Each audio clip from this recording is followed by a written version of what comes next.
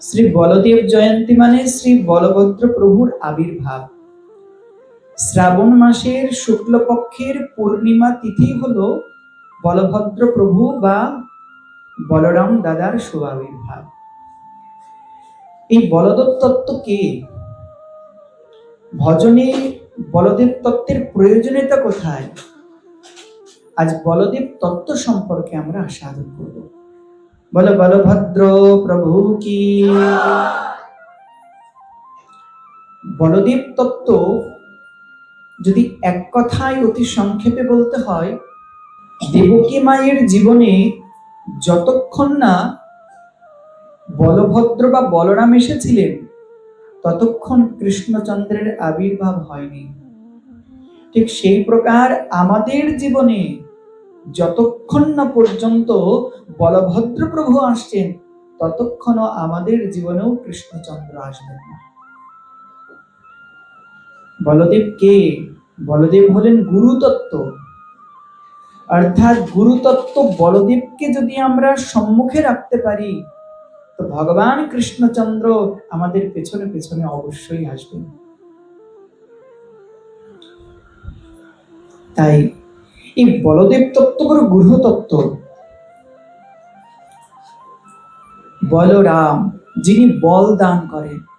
আচ্ছা, এই বল কি শারীরিক বল, যে পনিরের রসা সয়াবিনের রসা খেয়ে যে বল হয় সেই বল? না, বলভদ্র প্রভু আমাদেরকে আধ্যাত্মিক বল প্রদান করেন, ভজনের বল প্রদান করেন। বলভদ্র প্রভুর কৃপা ব্যতীত কখনোই আধ্যাত্মিক জগতের উৎকর্ষতা লাভ হতে পারে না। দাদা বলরামের কৃপা হলেই গোবিন্দের কৃপা আসবে জীবনে। দেখুন, বলভদ্র প্রভুর হাতে কি থাকে? হল আর মুষল, তাই তো? হল কি করে? হল কৃষিকাজে লাগে, জমি কর্ষণ করে। ঠিক সেই প্রকার আমাদের গৌরী আচার্য পাদগণ বলেন, বলভদ্র প্রভুর হাতের যে দুই অস্ত্র হল আর মুষলের কৃপা যতক্ষণ না সাধকের জীবনে লাভ হচ্ছে ততক্ষণ তার জীবনে কৃষ্ণচন্দ্রের আবির্ভাব হবে না। বলে কি করে? বলে হল কি করে? হল মানে লাঙ্গল, জমি কর্ষণ করে। ঠিক সেই প্রকার আমাদের প্রত্যেকেরই একটি জমি আছে, সেটা হলো হৃদয় রূপ ক্ষেত্র, হৃদয় রূপ জমি। তো লাঙ্গল কি করে? লাঙ্গল কঠিন সেই মাটিকে কেটে সেটাকে নরম করে চাষের উপযুক্ত করে। ঠিক সেই প্রকার জানবে আমাদের হৃদয়ের কাম, ক্রোধ, লোভ, মোহ, মদ, মাৎসর্য আদি কি করেছে? আমাদের হৃদয়ের জমিটাকে কঠিন বানিয়ে দিয়েছে। বলে চাষের উপযুক্ত কি করে হবে? যখন বলভদ্র প্রভুর ওই লাঙ্গল দ্বারা কর্ষিত হবে আমাদের হৃদয়, তখন কি হবে? চাষের উপযুক্ত হবে। আচ্ছা, আর তখন সেখানে ভক্তির বীজ বপিত হলে সেখানে প্রেম রূপ ফল উৎপন্ন হবে। এ তো হলের কাজ হলো। মুষল কি করে? মুষল মানে গদা। গদা কি করে? গদা বড় বড় তোমার পাথরের টুকরোকে পর্যন্ত, বড় বড় পাথরকে পর্যন্ত চূর্ণ বিচূর্ণ করে দিতে পারে, এতটা সামর্থ্য। ঠিক সেই প্রকার আমাদের প্রত্যেকের জীবনেই অভিমান রূপী, অহংকার রূপী এই প্রকার শক্ত পাথর আছে। বলে সেটা চূর্ণ বিচূর্ণ হবে কোন প্রকারে? যখন বলভদ্র প্রভুর এই মুষল বা গদা দ্বারা হৃদয়ে প্রহার হবে তখন সেটা চূর্ণ বিচূর্ণ হবে। বলদেব তত্ত্ব হলেন মূল সংকর্ষণ তত্ত্ব।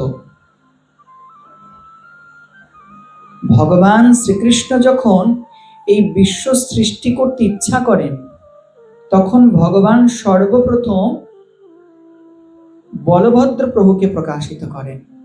ভগবান শ্রীকৃষ্ণের প্রথম প্রকাশই হলো বলভদ্র প্রভু। বলভদ্র প্রভুকে অভিন্ন কৃষ্ণ তিনি। শাস্ত্র বলছেন ভগবান শ্রীকৃষ্ণের প্রথম প্রকাশই হলেন বলভদ্র প্রভু, যিনি হলেন অভিন্ন নিত্যানন্দ প্রভু, অভিন্ন লক্ষণ ভাইয়া। যিনি হলেন অনন্তদেব।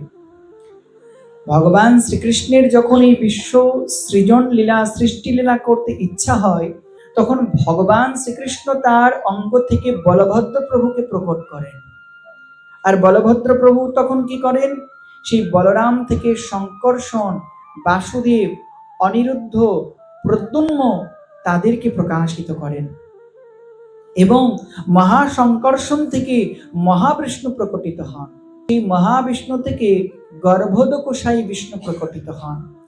তার থেকে এই চতুর্দশ ভুবন প্রকটিত হয়, ব্রহ্মাণ্ড সৃষ্টি হয়।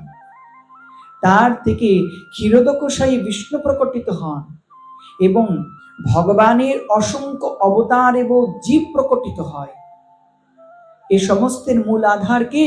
এই সমস্তের মূল আধার হলো বলভদ্র প্রভু। অর্থাৎ ভগবান শ্রীকৃষ্ণের ইচ্ছা হলো বিশ্ব সৃজন, তিনি বলভদ্রকে প্রকট করেন, আর বলভদ্র ভগবানের ইচ্ছাকে প্রকটিত করবার জন্য এই সৃজনকে এই প্রকার তিনি নিয়ন্ত্রণ করেন, সৃজন করেন। বলভদ্র প্রভু পঞ্চরূপে পঞ্চরসে ভগবানের সেবা করে চলেছেন। 5টি মুখ্য রস আছে: শান্ত, দাস্য, সখ্য, বাৎসল্য এবং মধুর। শান্ত রসে কোন প্রকারে বলভদ্র প্রভু শ্রীকৃষ্ণের সেবা করছেন? দেখুন, এই যে করতাল দেখছেন না, এই যে করতাল, এই করতাল কার তত্ত্ব? এই করতাল সাক্ষাৎ বলভদ্র প্রভুর তত্ত্ব। অর্থাৎ শান্ত রূপে তিনি বলভদ্র প্রভু এই প্রকার মৃদঙ্গ রূপে, করতাল রূপে, পাদুকা রূপে, ছত্র রূপে, তিনি স্বয়ং শ্রী মন্দির রূপে, বিষ্ণু খট্টা রূপে, চামর রূপে, পাখা রূপে ভগবানের সেবা করছেন। এই সাধারণ কোনো বস্তু নয়, এই ভগবত সেবা করবার জন্য এই নিত্যানন্দ প্রভু বা বলভদ্র প্রভু এই প্রকার প্রকটিত হয়েছে। যার কারণে ভগবত মন্দিরে প্রবেশ করতে গেলে আগে প্রণাম করে মাথাটাকে নত করে আগে মাথাকে প্রবেশ করাতে হয়।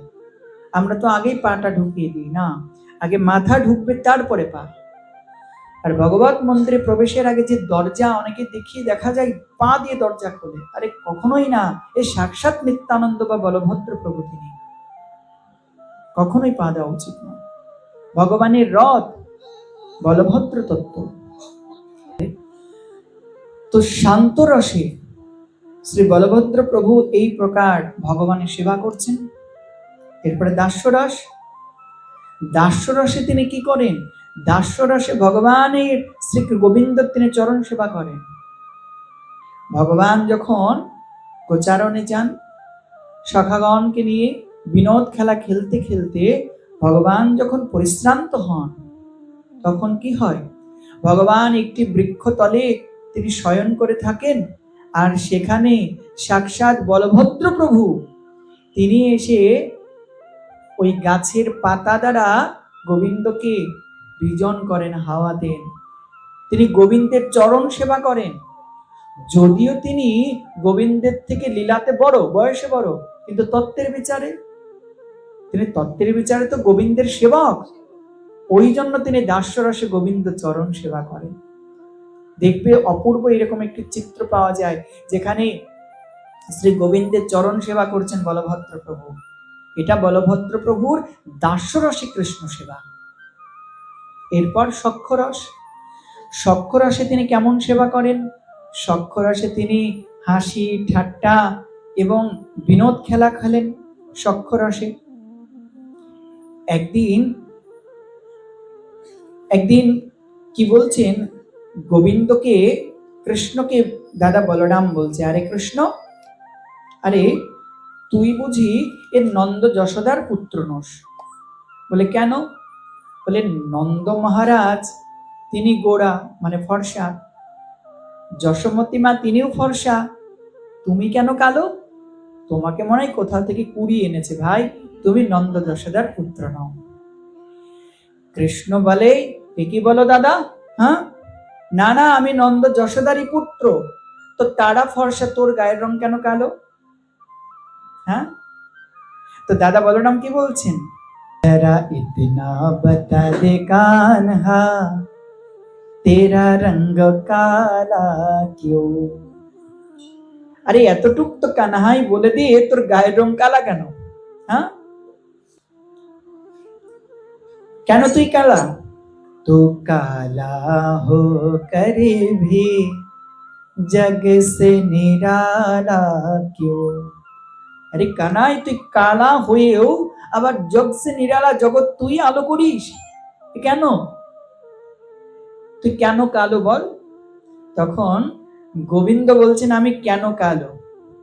শোনো দাদা, আমি কেন কালো জানো? मैंने काली रात को जन्म दिया और काली गाय का दूध पिया, मेरी कमली भी काली है इसलिए काला हूँ। जरा इतना बता दे कान्हा तेरा रंग काला क्यों। কানাই তখন বলছে আমি কেন কালো হয়েছি জানো? मैंने काली रात को जन्म लिया, আমি রাত 12টার সময় কালো আধারি রাতে জন্ম নিয়েছি। হ্যাঁ, যার কারণে আমার গায়ের রং কালো হয়েছে। আর কি, আরে আমার মা তো কালি কালি কালো কালো সেই গোমাতার দুগ্ধ পান করিয়েছিল ছেলেবেলায় আমায়, যার কারণে তো আমার গায়ের রং কালো হয়েছে।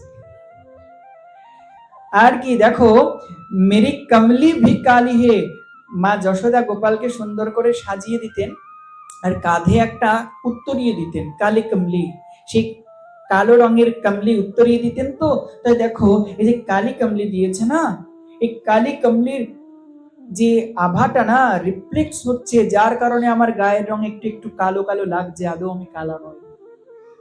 গোবিন্দ বোঝাচ্ছেন। আচ্ছা, গোপীরা একবার বলছে আরে কানাই তুমি বড় কালো। আরে কালা কালো বলো না ও গো রাজার ঝি, বিধাতা করেছে কালো আমি করব কি। কালো কালো কালো কালো বলো না ও গো রাজার ঝি। আরে চেয়ে দেখো, কালো তোমার মাথার কেশ নয়নের তারা, কালো তোমার মাথার কেশ নয়নের তারা। এ গোপী, কালো কালো বলছো তোমায়, তো দেখো তোমার চোখের নয়ন তারাও কালো, মাথার কেশও কালো, এবার কি করবে? হ্যাঁ, মামাই কালো কালো বলছো, আমি কালো নই। হ্যাঁ, ঠিক অনুরূপ ভাবে আজ গোবিন্দ সুন্দর সখীগণকে বলছি, শোনো সখী, আমাকে কালো কালো বলছো তো, আমি কালো নই। सखी रोज ही घरे में बुलाई है, सखी रोज ही घरे में बुलाती है, और माखन बहुत खिलाती है, सखियों का भी दिल काला, ओ सखियों का भी दिल काला इसलिए काला हूँ। আরে কালো কি আমি? তোমরা গোপীরা তোমাদের বাড়িতে আমাকে নিমন্ত্রণ করো, এ কানাই আমার বাড়িতে আসিস, মাখন খেতে আসিস, তো আমি তো ভোলেবেলা আদমি মাখন খেতে চলে যাই, তো মাখনই খাই, কিন্তু আমি তো এত বুঝি না তোমাদের দিল কালা, তোমাদের হৃদয় কালা, কালো হৃদয় আমাকে মাখন দিচ্ছ, ওই তোমাদের কালো কালো হৃদয়ের মাখন খেয়ে আমার গায়ের রং একটু একটু কালো হয়েছে। जरा इतना बता दे कान्हा तेरा रंग काला क्यों। কেন কালা হয়েছিস বল এবার। গোবিন্দ আবার বলছে, मैंने काली नग पर नाच किया, मैंने काली नग पर नाच किया, और काली नग को नाथ लिया, नागो को का रंग काला, हो नागो को का रंग काला इसलिए काला हो, जरा इतना बता दे कान्हा, तेरा रंग काला क्यों। শোনো, আমি কালীয় নাগকে দমন করেছিলাম, হ্যাঁ, আর কালীয় নাগকে দমন করতে সেই কালো কালো যমুনার জলে কালীয় নাগের সঙ্গে কত যুদ্ধ করতে হয়েছে। আবার কালীয় নাগ দেখো, কালো সাপ জাত তো কালো কালো, তো তার সঙ্গে এইরকম যুদ্ধ আদি করতে গিয়ে আমার গায়ের রং একটু একটু কালো হয়েছে, তো বেশিও কালো হয়নি তোমরা যেভাবে বলছো, থোড়া সা। जरा इतना बता दे कान्हा, तेरा रंग काला क्यों। কানাই আবার বলছে কেন কালা হয়েছে জানো?